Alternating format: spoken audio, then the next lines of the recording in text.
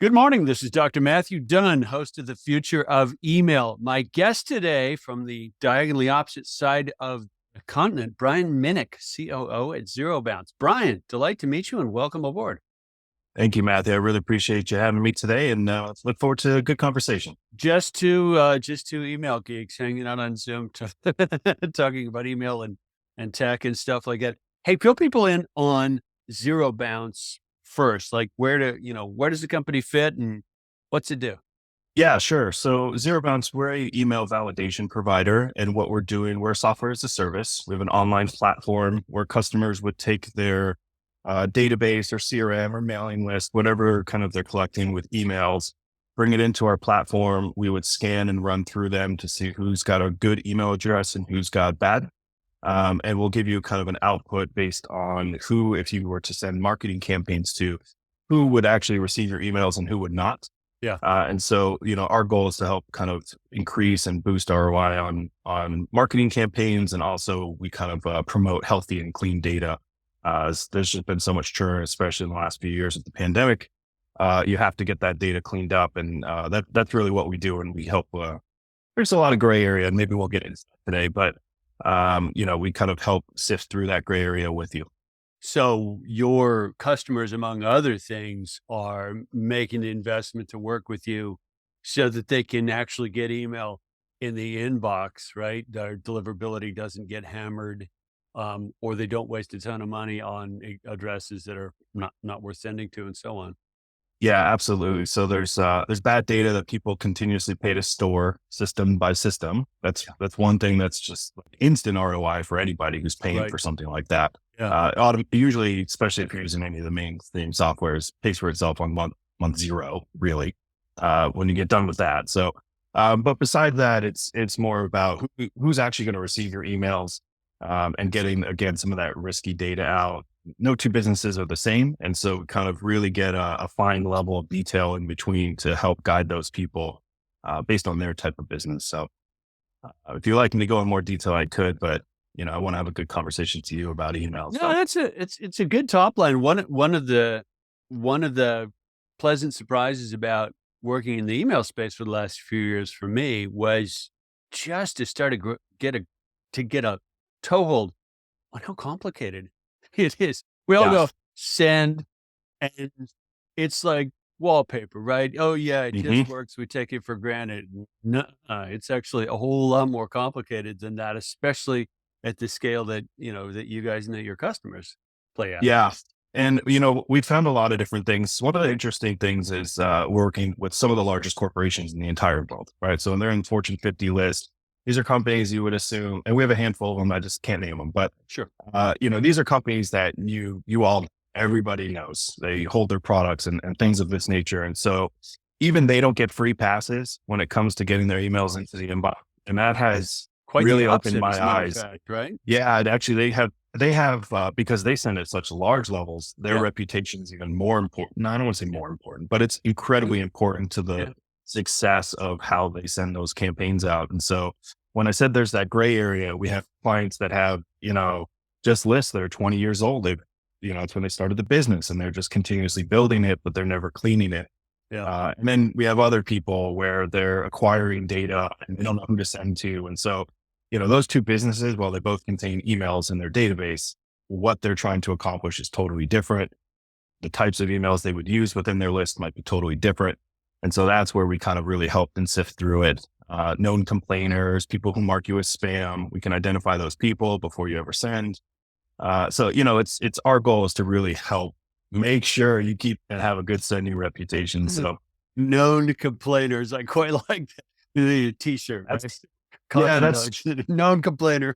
that's interesting. I'm going to a trade show pretty soon. We're going to present. Maybe I should come up with something. Do you know your known complainers? That'd be interesting. That's priceless. Hey, you used a word, and I always try and keep in mind that everybody plays the degree of inside baseball on the particular field we're on, email in this case. Sure. You use the term reputation. That's got a very specific meaning in the email space. Can you delve into that a little bit? Yeah. So as a sender, you have a reputation that is built both can be positive and can be negative based on actions and also behavior of the users who receive your email. So by default, they want to give you benefit of the doubt. They start you with a decent reputation. And so they will kind of get you into the inbox and they'll try things and see. They're waiting for customer feedback or Okay. inbox feedback. User feedback, This- right? Yeah. yeah. And as soon as those people start kind of marking you as spam and things of this nature, they start to really heavily impact what your reputation looks like, which affects on the network level, all of your campaigns. So if Gmail starts to kind of say, I'm not sure, I'm not sure about the sender, it's going to affect everyone who's on Gmail, including G Suite business users. And so that network is really starting to talk to each other and make informative decisions based on feedback and actions that are taking place on their entire platform, not just with you on a one-to-one basis. And so people have said to me things like, oh, email's dying. Are you worried about the future? And, and I know that's the topic. I think it's the complete opposite. We've seen, even with the pandemic, just such a huge shift of people moving towards email and people with no clue how to even start. And, so we're seeing a lot of brand new players coming into the game, and Really? no one has proved to me a cheaper way of communicating at that level. And so not even close. And so Not anyone even, who not tells even, me yeah, not even close. Hey, one of the analogies when you were explaining reputation, one of the analogies that occurred to me was, when you get a car and you get a driver's license, insurance company's like, okay, we'll see how you do. And if you get a lot of tickets and dents and things like that, yeah, your rate's gonna go up. Yeah. So you're gonna find it harder to just go out for a drive. It's gonna cost you more, so to speak. Yeah, I like that analogy. Actually, that's good. A good way to think about it. And there's many different levels and kind of vertical reputation. So I don't want to get too technical, but you have your domain reputation, you have your IP reputation of the IP address that you're sending from. You have the email level reputation, and then you have the feedback loops that are coming from the end users providing reputation feedback to you as a sender. So Yeah, there's a lot of levels here. A lot of levels, and that one's easy to say, but it's a bit shocking when you explain it in a little more depth. That the notion that that my behavior with messages in my inbox has an impact back on the guy who sent it to me, and can be quite a powerful impact. It doesn't take a whole lot of people going spam for your reputation to get hammered. Am I right? Yeah. And actually, like, maybe a really easy and good, clean example to talk about with your audience here is we see a lot of people that come to us that have these emails like info at, sales at, support at, and they send, that's the email they receive. Right. And that's fine. That's normal. It's probably a real email address. I'm not questioning the validity of the email, but what the impact of sending to an email like that is, let's say I sent one email to, support at ZeroBounce, and now 50 people receive that email and 45 of them go, what the heck is this? Spam. Yeah. So you sent one email, you got 45 spam complaints. It's very detrimental towards your reputation. And so that's kind of, we like to highlight these type of emails. And again, the level of detail is really crazy what we provide back. And we kind of recommend moving those into separate segments, slowing down, using the feedback that they're giving you and working through them. So, you don't want to, not all emails are the same. We also have like disposable emails. That might be a new term for some people, or I like to call them burner emails because that's basically what they are, but they self-destruct. It always reminds me of Inspector Gadget. I just always loved that show as a kid, but the self-destructing messages he was getting, it's the same exact thing with an email box. It's a self-destructing email box just to get past your gate or get past your coupon block that you want an email address to get. And so, they're used all over the place and people are not really conscious of them. They don't even know they really exist, that the concept exists. Interesting. The email list a company accumulates over time. It's an asset, but like any asset, like your home, right? There's some maintenance involved, right? You better pay attention to the gutters, or the thing will stop working as you thought it was. Yeah. And it's, I will tell you, it's been a hard battle to always convince people that quantity in the email space is not the indicator you're looking for. and it shouldn't be the measurement of success. So Yeah. yeah, I hit a million email on my database, right? Or whatever your number is for your Yeah. business. Yeah. People get so excited about that. But then I kind of hit them with the harsh reality of like, get ready to trash about 30 to 40% of those emails. Depending upon your business, might be smaller, could be even larger, but a lot of them are garbage. So you have these bots that go after the sign up forms. You have these self-destructing, they have no marketing value. And Yes. so if your goal is for marketing value, you really want to pay attention to this stuff. And just kind of one thing that we've seen to be really helpful is everything I've talked about so far is reactive. So I have the email and then, I mean, maybe you need to check it at that point.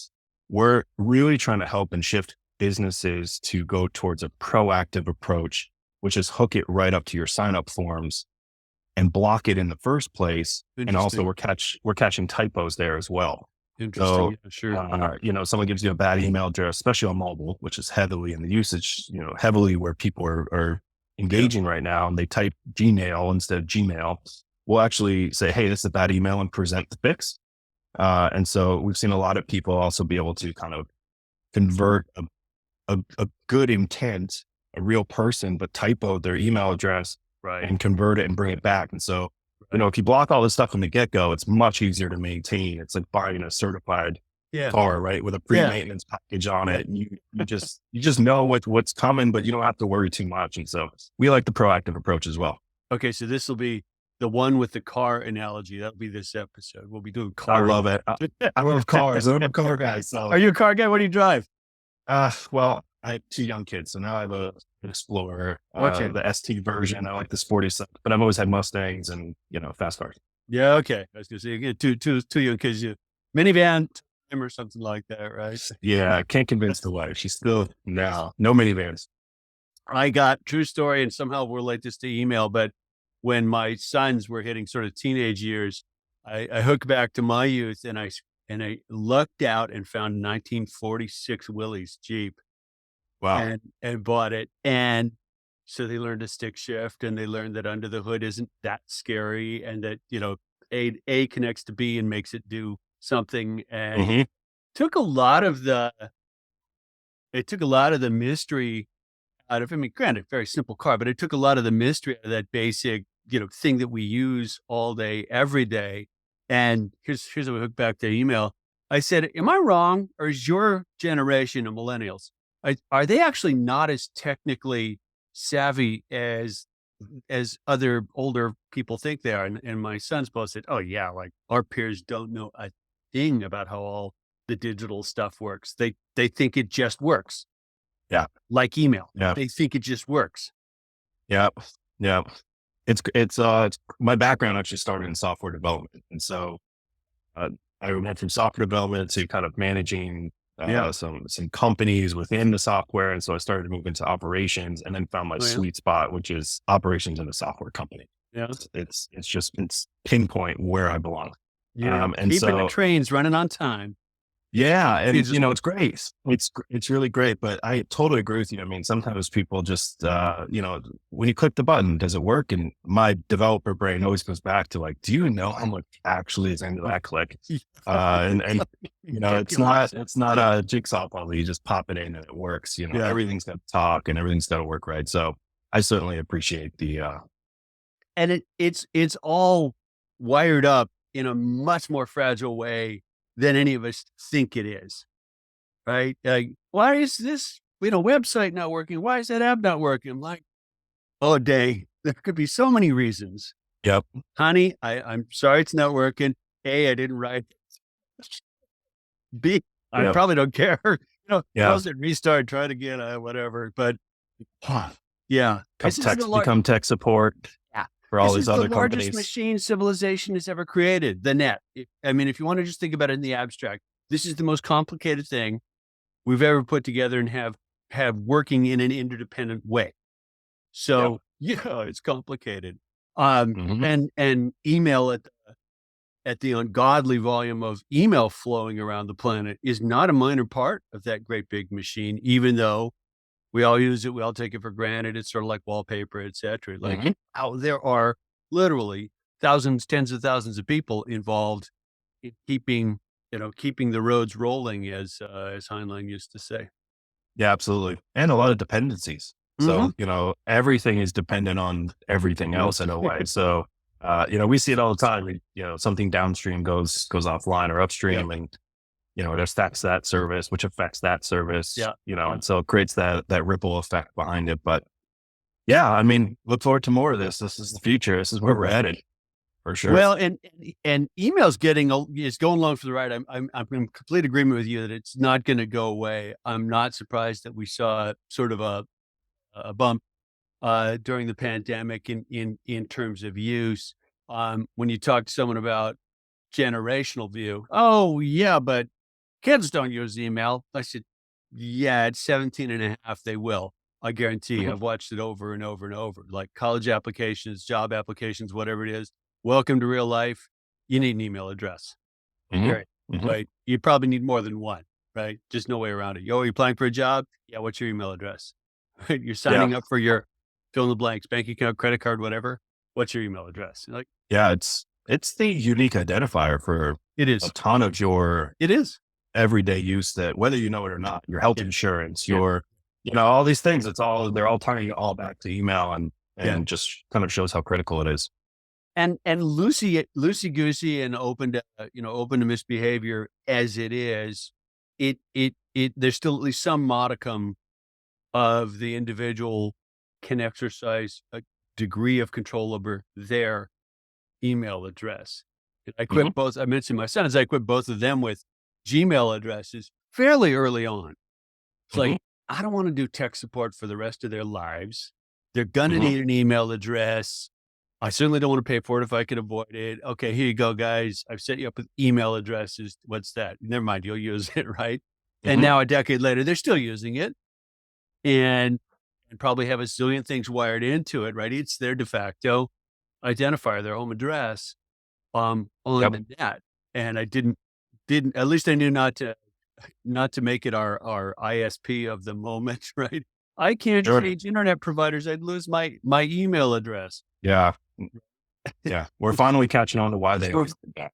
Yeah, we're finally yeah, Why it was exactly. always free, right? Yeah, well, I was Kind always of like really locked you in much more than people even understood it. But AOL is a great example. it I was a mean, great so many example, people yeah. got locked into AOL and their monthly fees. And, when you try to get away, it was like, that's my email address. Right. I did the same thing. I created two email accounts for my kids who, before they could even walk, they Right. have email addresses, and actually it turned it into a fun way of sending photos from my phone to that email. They always have a place to go back Oh, cool. and see this stuff. And so I don't know. I could be overthinking it. They have a long way to go. I don't know. Gmail seems like it's going to be around for a while. They really are kicking down a lot of doors here. So we'll see. They are a big player. I mean, we can jump onto that one for a second. I I I've looked from a number of angles at the sort of shifts in who dominates what piece of this ecosystem we call email. Mhm. Gmail for sure dominates the inbox itself. It's over 60% of inboxes, if I remember the last time I looked at the litmus data. But there's this funny Cold War going on because Apple has over 50% of the email clients used to get to those inboxes, and they don't do things the same way, and they don't have the same Yeah. philosophy about Yep. the world and privacy and things like that. And you got to live right at the intersection of all those things. Yes. I mean, I really appreciate what Apple's done. Yeah. And I really appreciate what Gmail's done, to be honest, and what Google has accomplished. They have absolutely defined what the interface should look like. I Mhm. still see, like, for me, the Outlook online is awful. I mean, I don't know anybody who likes it, the Yeah. 365 online. Yeah. I've supported businesses that used it, and it was Yeah. like, how do I even see my email? I can't find it. So Gmail's, in my opinion, has done a really good job making it easy and, Yeah. put on any of your devices, super easy, very friendly. The snooze reminders, the automated stuff, the auto replies that they can kind of suggest for you. They've done a great job, but I really appreciate what Apple's done with some of the privacy stuff, because I see it in a different world too, and how many data breaches are happening and how many people are just, leaking their info. And When you make the email unique, which is what they've been able to accomplish to spin up a unique email, sometimes per service that you're registering with, it breaks that. Oh, well, that's the same username on the bank. Oh, that's funny. Oh, that's the same username on their paycheck process. Oh, that's funny. And then they have access to everything and everything about you. And so to really start to break that down, I think it's a good thing, but I don't know, if everyone's taking advantage of it as they could. Um, Apple's big privacy on email shift, what, a year and a half ago now, the June 20, The yeah, MPP. yeah, MPP. Hmm.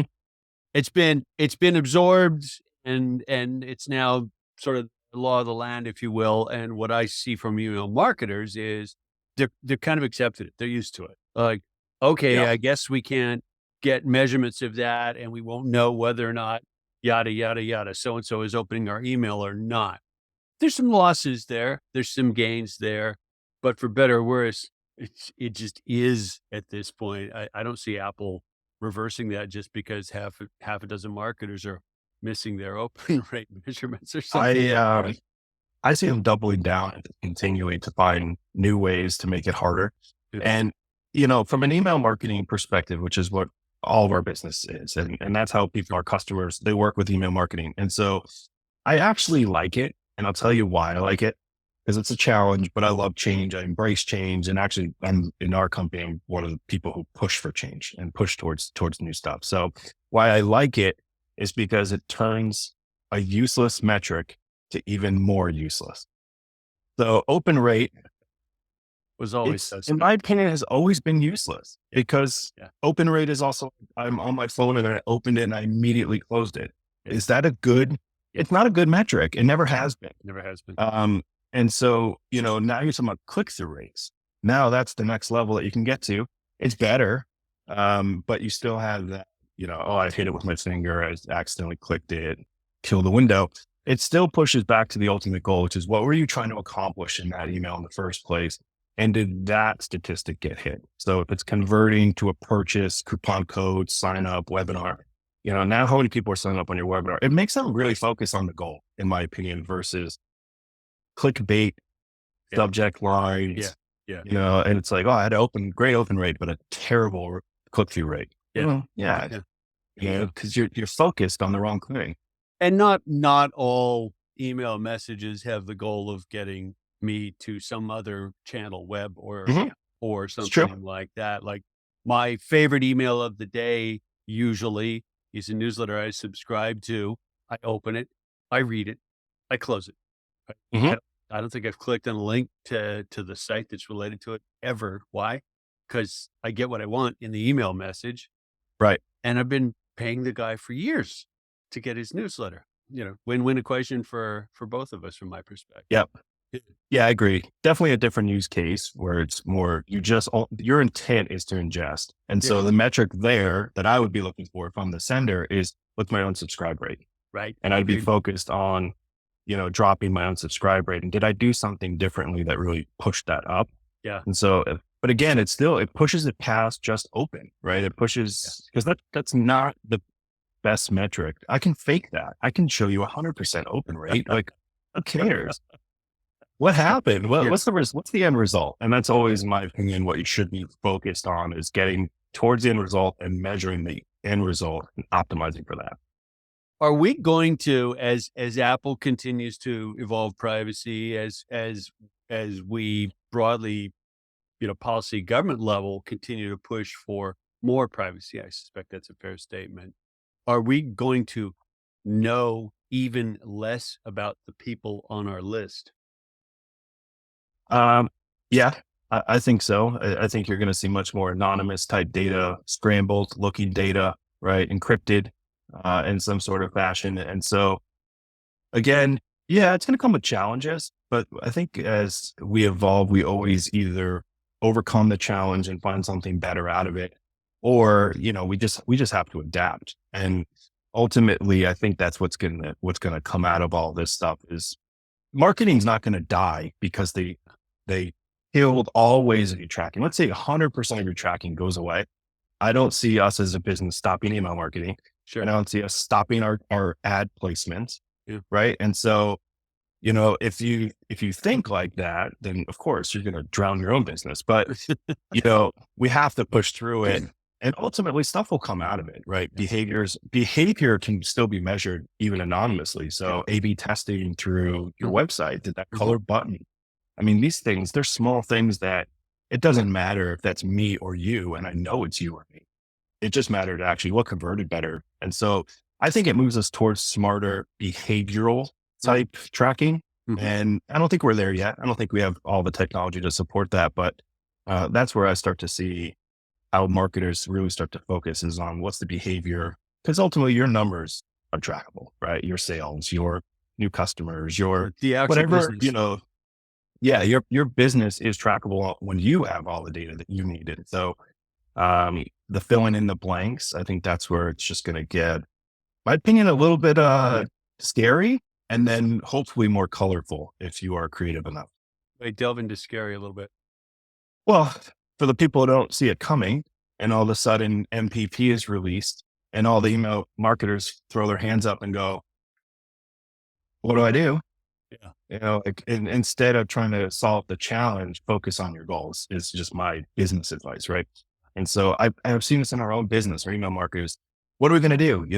We are tracking. Should we change something? It's like, no, don't change anything. Would you have changed change for the right reason is how I see things. So when I say scary, I think it's because I see it as more, I feel more cutting edge. I feel more educated and understand kind of the spectrum here. Whereas, there's nothing wrong, but for sure, the whole entire marketing world is not as advanced as some people are in it. And so I think it's going to get scary for the people that don't know how to navigate Yeah.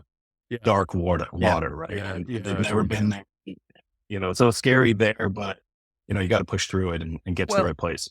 also scary in that, see if I can articulate this well.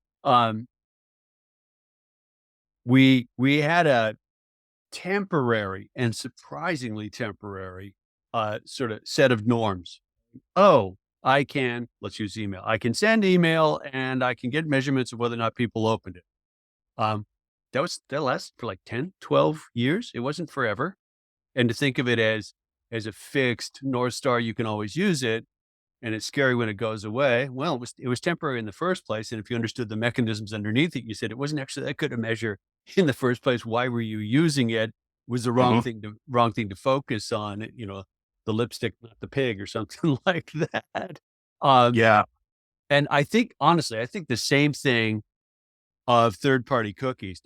It's a the advertising ecosystem that spun up around the ability to sort of drop additional trackers, 23 on average, inside my browser session.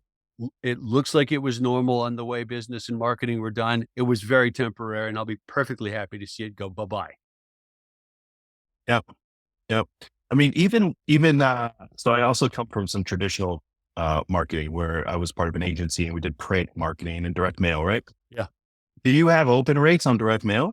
Yeah. Right. No. Do you have click through rates? Right. So Right. what you measure, right? How many people, you have a tracking number. That's something that usually we'll see. We'll see unique tracking phone numbers, and now you're measuring that part, right? And so to me, I see it as very similar, where Yeah. you can't focus on. So, for example, you buy a list and it's an abandoned apartment building. You delivered a piece of mail to every single tenant that doesn't exist.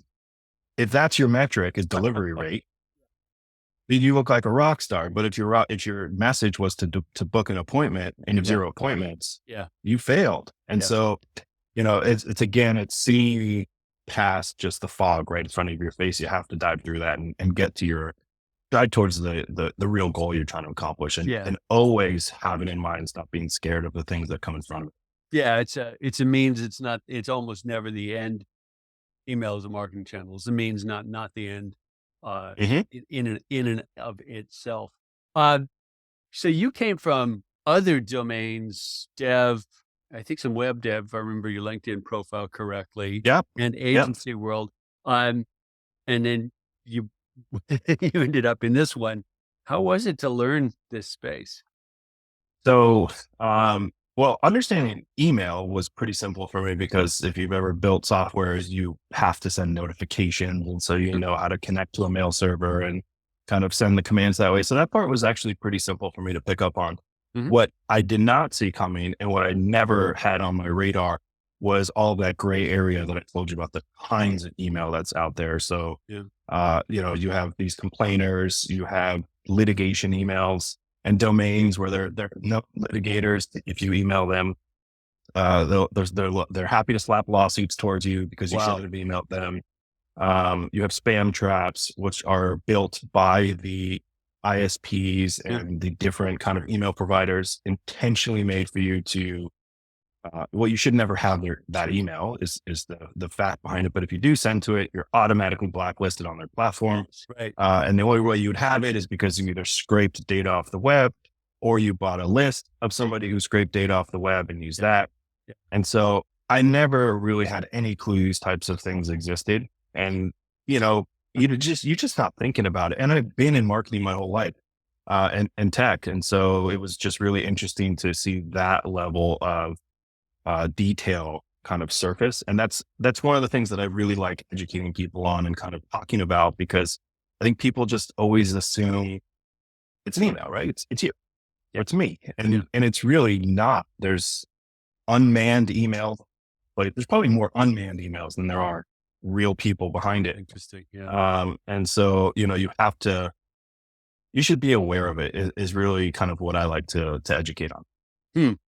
Um, am I accurate in saying that email as a whole, the sort of the back end, well, many of those gray areas exist, is a self-regulating industry to a great extent? Um, yeah, I mean, there's not a lot of law behind it other than kind of GDPR and that stuff set, right? But if we kind of stick in the US, Yeah.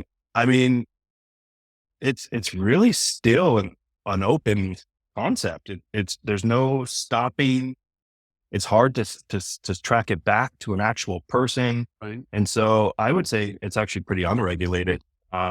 I don't know if regulation would be good or bad for it, but hard to I say. mean, and I use self-regulation intentionally. So, for example, you talked about, the impact on reputation if you do a bad job on a send. Reputation as defined by, set by, monitored by a whole bunch of participants in the industry, but it's not like there's a law book somewhere that Right. says, here's the formula that's going to change your reputation. Some of the big players, Google in particular, I think, play a particularly impactful role in that measurement. But we didn't all get together as a nation or the UN and say, hey, Right. let's put Google in charge of that. Like, it's just sort of happened as a self-regulation to keep the channel flowing, to keep the system working. And I'm great with it. I actually think that's a remarkable story because there are a lot of digital domains that haven't self-regulated very well. This one has. The volume in your inbox is the proof. The reduction in Hmm. spam, even though I still get some and so do you, reduction in Hmm. spam is the proofs. Like, that's a heck of an interesting success story to me. I would totally agree with you. Where there has been regulation, not in a formal way, but is on what I like is it's actually creating separation on the providers. And so, Gmail doesn't have to do it the way AOL does it, doesn't have to do it the way Right. Outlook wants to do it in Microsoft. And so Right. when you say, oh, there's no rule, there's best practices, but it's an opinion, to be Yes. honest. It's Yeah. no one can tell you there's not a handbook with, section 2.13, follow this protocol. And this is how you do it.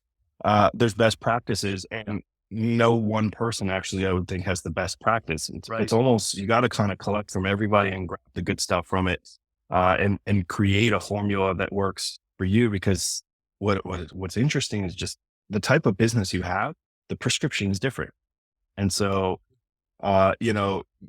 you can't just follow a Google guide. You can maybe get a good Right. idea from it. Right. And Yeah. it might work for your business, but Yeah. then I have a guy who wants to send to 2 million emails that he just purchased. And he's like, what's the best way? And I'm like, throw it in the trash. Yeah. Don't do it. It's the best way. And so, that's a different answer to somebody like you who maybe has been building it for years and it's organic growth and it's always been great. And so the prescription is much different for somebody like that. And so Mm. I can appreciate some of it because it does make the good providers stand out and the bad ones really have just deteriorated. I don't even think they do anything on some of these anymore. And I don't want to name them because I don't have any here behind it, but what are they doing to improve it? Yeah. Maybe it's not a book I'm going to write. So knock stuff out if you want to, but, um, the email ecosystem as an example of a self-regulating quasi free market is kind of intriguing because there really is very little formal regulation in the legal sense that defines this stuff. The technical protocols, which were agreed on in standards committees, not set externally by some guy in Washington D.C., they've defined the landscape to some extent, but it's remarkably open, remarkably flexible. We built on top of these 20, 30, 40-year-old standards to do Hmm. the stuff that we're doing. And there's a remarkable degree of, well, let's try to keep this thing working that I get from people in the industry. Like there's even quite a passion for doing the right thing so that this keeps working, so that I can email someone clear across the country and arrange, a conversation and not even think anything of the fact that it worked. Right. Remarkable. Yeah. It is a one. I don't think, so Ray Tomlinson's the guy who created Yeah. sent the first Yeah. email. We actually ZeroBounce coined and created National Email Day in Did you? honor of him. Yeah. And so, we actually were able to interview a family member of his because I believe he's no longer with us. But, and one of the things that we kind of came out of it was no one saw the future of, you look back to when it was created. They did not think it was going to be today where it's at today. And so Yeah. how we've kind of compounded it, enhanced it, made it better, made it more user friendly, easier and mobile. I mean, again, I don't think we're even close to being done. I had a conversation with a friend the other day who's in business and he goes, he's in the security world, event security and things like that, high profile security. And he said, Brian, I just don't understand it. These guys email me and expect a response back in 10 minutes. And I'm like, yeah, it's business text messaging is how I see email in almost today's world. And, if you don't reply to an email in a few hours, people start pinging you in other ways, right? It's like, hey, did you get this? And so it used to be you could send an email and like a snail mail, right? You kind of had that patience. Yeah. In the business world, we're not there anymore. I really see it as business text messaging. And I kind of see the future of it going more towards instant deliveries and kind of wanting instant replies. Yeah. Yeah. So Yeah. And at the same time, the technical affordances of the channel, what it does, like what it's actually wired up to do on protocols and sequence of data. You don't have things like an indicator that I'm typing my reply as you do in fill in the blanks chat client. mhm, I try to stay on top of, and I bet you do as well, try and stay on top of a reasonable business turnaround for responses, right? I got an email from so and so. Can you make it to keynote in May? Got it last night, responded to him this morning. Felt like a reasonable pace to me. He didn't know whether I was working on it.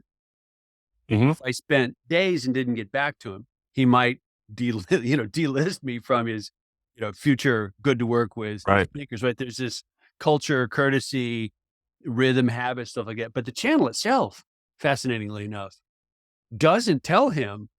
He didn't know I got it. He assumed I did because the thing we talked about, all the work in making the channel continue to work. Um, Yep. he doesn't know I'm writing back. I got the response back. Okay, cool. That's solved. We're both, content with that particular moment. He didn't need the pacifier of the little bit. Mhm, This is I'm typing on his email, and if that mhm. existed, I suspect it would get abused. For sure. Definitely would. Um, so I don't know. I like some of these things and in the differences between Yeah, like text messaging and yeah, email for sure. yeah. But That's just how I perceive where we are in the world of, especially B2B business email and personal email. I think, you'll come back with a text on the side, right? Hey, did you get my email? Right, The right, business right. world, we don't have that luxury. And it's really, people, I think people are just, they're looking for instant replies, and we built our support process around that Oh, in email. did you? I was going to say, I was just thinking of support. Yeah. Yeah. We have 24/7, 365 live support, Wow. not outsourced agents. These are our staff team members trained on our product. Yeah. And we have a SLA 15 minutes. We've got to give a Nice. response back to a customer through email and not an automated. And Yeah. so might have not have the answer, Yeah. might take more time to get to the answer, but because we've seen it. I mean, if you don't give them something in an hour, they reply with a question mark. Right. Yeah. Yes. And the reply again, any update? It's like, we just got it an hour and a half ago. Yeah. So, Yeah. Yeah. we've taken it, instead of fighting against it, which is Yeah. what your customers want. They want instant responses from you. Why fight against that? Go with it. And then, I encourage anyone, go look at ZeroBounce reviews on any platforms and system. We do it. We have thousands of 5-star reviews on how awesome our support team is. And so, Partially from leaning into uh, that, like mhm. that expectation, that, emotional load of reasonable thing. If I email this company, particularly if I'm already a customer, I would expect them to get back to me. Why? Because I'm already a customer, because that's what they're Yeah, supposed to be there for, right? yeah, yeah. And we use, just to get a good laugh with you here. I don't know if you've heard of Zendesk. I assume you have. It's a Sure. ticketing or Sure. Yeah. software to manage ticketing, and they are an email platform. It started as, support at your domain would come into Zendesk, and you kind of deal with your customers' Okay. issues. Sure. And they no longer support email as a way to get support for their product. And it's always bothered me to the core Yeah. that you built a product for email support, Yeah. and then you don't do email support. And you know your email support. Wow. It shook me to the core, and I can't believe some board approved this. They used to have it and they took it off. And so I just kind of laugh, again, to me, it's like, you're not focused on your actual customer goal here, and you're providing an email support platform, but then you don't provide email support. Yeah. Yeah. It's mind blowing. Well, you can flip it on its head, and I'll probably show the gray hair at the temples with his comment. But to me, it's actually a competitive business advantage to bother to get back to people in a timely way, to show up to meetings on time, and other like old fashioned things like that. Come on, like that's Yeah. why you're doing what you're doing in your business. Like don't be rude, and it's good for everybody if you go Mhm. ahead and stay on top of it, respond. I call it the basics, the 101. But, for some people, they're like, oh, wow, Yeah. that sounds like a lot of work. And I'm like, how were, I just start to think like, well, how were you raised? And, Yeah. like, and these, all these types of things. It's like, well, you want a good business with a good reputation, charge high prices because you're a quality provider and you're this and you're that, but then you don't want to do the basics. Yeah. And Yeah. so, Yeah. good support goes a really long way. Definitely encourage, if you have support and it's on the fence of good or bad, or if you don't feel like it's great, Mm. and I say the word great, not good, great, fix it. If you have a customer facing product, fix it, because Yeah. it goes a long way. Yeah. Yeah. It's like answering the phone. What a crazy idea. Actually answering the phone. Yeah. Yeah. Who would have thought Right. you put a phone number on, someone actually picks it up. I yeah, we have to go there even though we don't have that much time left, but we have to talk about AI in this context or in the broader email context a little bit. So where are you as we're in the early days of chat GPT exploding into the public consciousness? Yeah. So, I mean, love the tool.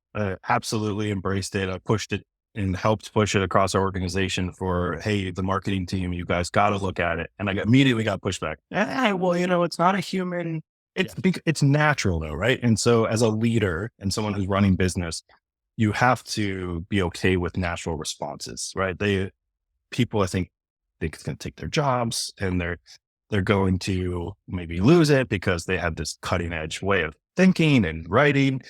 Again, I have no issues with it, but embrace what's also available to you, right? And so I see ChatGPT as absolutely amazing. So between the replies that it can give you, the plans it can build for you, an SEO strategy it can build for you, a series of emails for your welcome campaign that Right. you otherwise would have, if you're anything like me where you can talk, but you can't write. I hate writing. I just don't put the words together as properly as I'd like to. This is a lifesaver for people like this. And so, Interesting. I can give you a couple sentences, but if you can turn that into Yeah. 10 emails of Yeah. step-by-step guides, Yeah. I don't even know what to do. I'm like, Yeah. what do I do with this? Yeah. This is, it's like too quick, right? You kind of, so I love it. I think that we will get more into this as far as the replies and the sends of email. I think it's going to start to play some more roles here. Gmail started it, but it's not nearly on ChatGPT level with those kind of quick reply bubbles. So they're kind of ingesting keywords on the message and then suggesting some real clicks. Great for mobile. Yeah. But I do see, hey, what do you think about this idea? And then a slapped Chat GPT like response right next to it to feed your brain while you think of a reply or just say, wow, that killed it. Send that one. I do see that type of stuff. And the thing that I see is taking advantage of is time. And to me, it's the time and quality is so good that to not embrace it, I think you're doing yourself a major disservice. But for anyone that can kind of, I don't know if people write that fast, but you can't possibly write that fast, that good, that quick. It just, I don't know how that's possible. So I'm actually really excited towards the future of it. I don't really know what it means for email, but I do think it's going to continuously kind of improve it. I could see it great from an email marketer that it's intelligently sending the emails at the perfect time for each one of those customers. Sure. Automatically or intelligently selecting the type of content they like. These type of things, I could see it being very useful for, but how it particularly gets in there, it's going to be really a big challenge. They're going to either have to partner Yeah. or buy licensing type thing, or kind of, if everyone creates their own, that's going to be interesting also. But then if everyone's using the same thing, is it repetitive? So Yeah. there's challenges. Yeah. There's going to be challenges for sure. We're going to have just on the math of it. Okay. We're going to have multiple, AI engines to choose from, but not an infinite number of them, because currently it costs $1 billion to train one of those bad boys.